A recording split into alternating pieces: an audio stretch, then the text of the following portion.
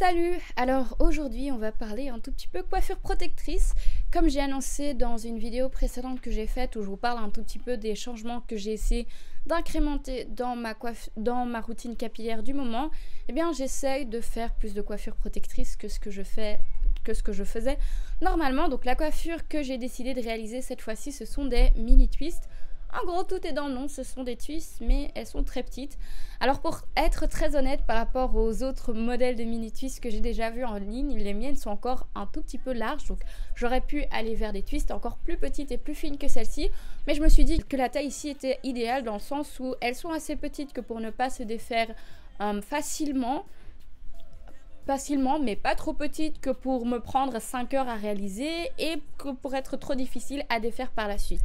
Donc ça c'est vraiment deux facteurs que j'ai essayé de garder en tête lors de la réalisation de ces twists-ci. Il fallait qu'elles puissent tenir pendant au moins 3 semaines, mais en même temps que je puisse les réaliser ainsi que les défaire dans un temps raisonnable. Donc ici, pour faire toute ma tête, il m'a fallu à peu près 2h30, ce qui est, je trouve, encore acceptable lorsqu'on pense au fait que parfois, même juste pour faire un bon twist out, il vous faut, je sais pas moi, 30 à 40 minutes pour twister vos cheveux, correctement appliquer tous les produits par-dessus. L'avantage de la coiffure ici, c'est que vous n'avez pas besoin d'utiliser d'extensions, ce genre de choses-là. C'est beaucoup plus rapide. C'est moins cher aussi, mais ça va tout de même pouvoir rester sur vos cheveux pendant à peu près 3 semaines, surtout si vous les entretenez bien. Alors qu'est-ce que j'entends par bon entretien? Déjà, ça veut dire absolument dormir sur son oreiller en satin ou en soie, ou avoir un foulard ou un bonnet avec vous, parce que c'est vraiment ça qui fait la différence en fait. Si vous respectez bien tout ça, généralement après 3 semaines, vos cheveux devraient être encore à peu près corrects. Si vous dormez sur un oreiller en coton, sans foulard ou sans bonnet, voilà quoi. À côté de ça, donc, qu'est-ce que j'ai utilisé exactement comme produit pour réaliser les twists en question? Eh bien, j'ai essayé de garder le tout vraiment très simple. J'avais pas envie d'avoir énormément de produits différents sur mes cheveux. J'ai pas utilisé de gel ou quoi que ce soit de ce genre. Donc, j'ai simplement nettoyé mes cheveux comme je ferais habituellement avec ce shampoing-ci de la marque Beauty Nest, dont je vous mettrai toutes les informations dans la barre de description. Et puis après ça, eh bien j'ai fait un masque sur mes cheveux, je les ai démêlés à fond. Question masque, j'ai utilisé un mélange de poudre indienne, mais ça c'est pour mon autre vidéo où je vous parle un tout petit peu plus en détail de l'expérience que je suis en train de mener avec ceci. Et puis après ça, eh bien j'ai simplement hydraté mes cheveux avec un leave-in. Le leave-in que j'ai utilisé cette fois-ci est le leave-in de chez African Pride, dont vous avez déjà entendu parler et je suis sûre que vous en avez marre de m'entendre parler de cette marque, mais c'est pas grave, je vais continuer à prêcher.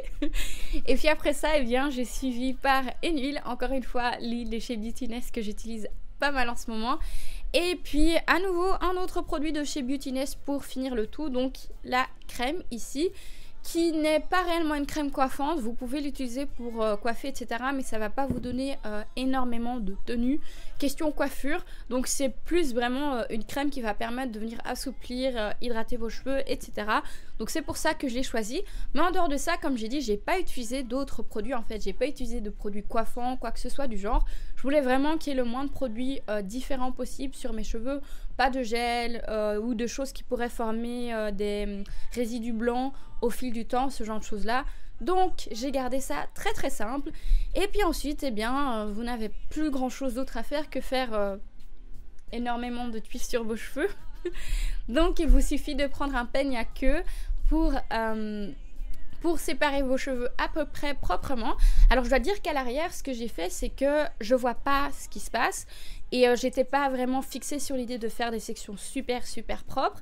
Mais ce qui m'aide réellement, c'est de travailler de deux façons différentes. C'est-à-dire qu'à l'avant de ma tête, donc de l'avant jusqu'à peu près au niveau de mon oreille, ça forme une grosse section, on va dire. Et puis vous avez l'arrière.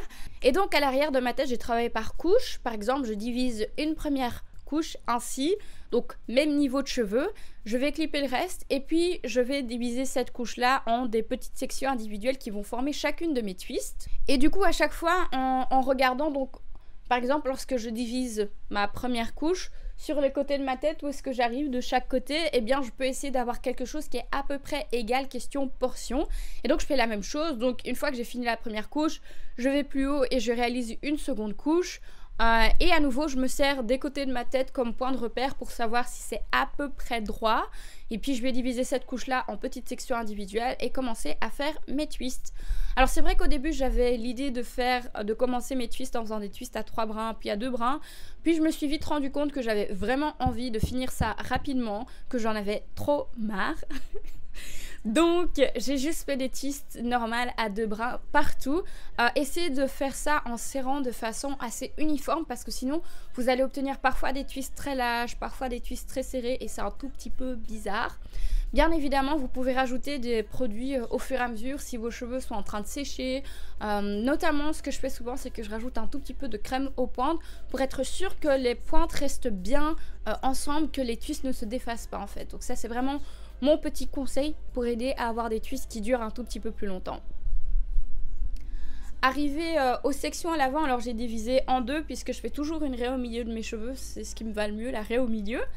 Et là, eh bien, je travaille un tout petit peu différemment. Pour chaque session ici à l'avant, en fait, essayez de garder un tout petit peu le même schéma dans ma tête, un peu partout, de comment est-ce que je suis en train de diviser. C'est ça qui m'aide vraiment à avoir une certaine régularité et à donner l'impression que les twists ont été faits de façon propre, même si je ne vois absolument pas ce qui est en train de se passer.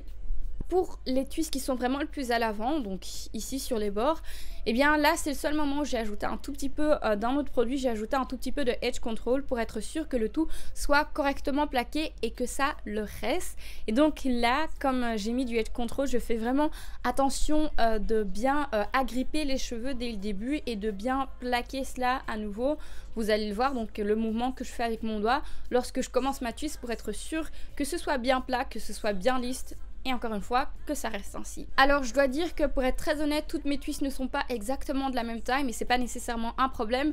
Le but c'est vraiment d'éviter que vous ayez une twist énorme au milieu de toutes les petites twists. Mais à côté de ça, si la différence n'est pas très flagrante, ça ne se verra pas, il n'y a pas de problème, il n'y a pas besoin d'agoniser parce qu'une twist n'a pas la même largeur que les autres twists du coup. Une fois que j'ai eu terminé, et bien voilà le résultat. Et donc tout ce que j'ai fait par la suite, c'est appliquer de la mousse par-dessus. La mousse va vraiment aider à faire en sorte que tous les cheveux qui s'échappent éventuellement de vos twists se retrouvent un tout petit peu, plaqués à celle-ci, donc pour avoir un résultat plus lisse, plus net.